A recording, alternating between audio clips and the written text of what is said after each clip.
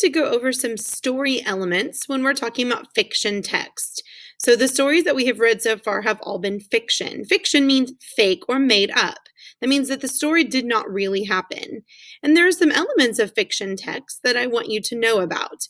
We've talked about characters. The characters are the people, animals, or creatures in a story.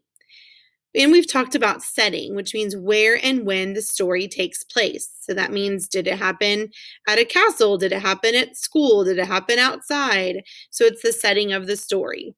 Some other important story elements of fiction text are plot.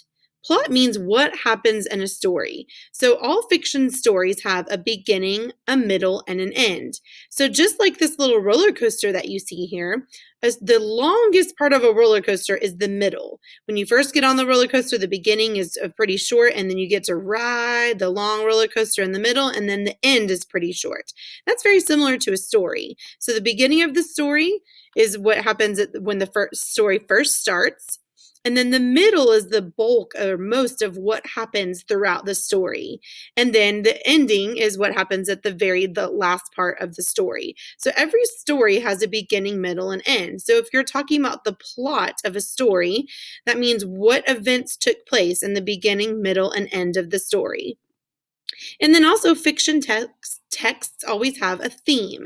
That means a message or a lesson in a story. So whenever you're reading a story, whatever it makes you think of and whatever you learn from that story would be the theme. It's the message or the lesson that the story is trying to teach you. So those are the elements of fiction stories.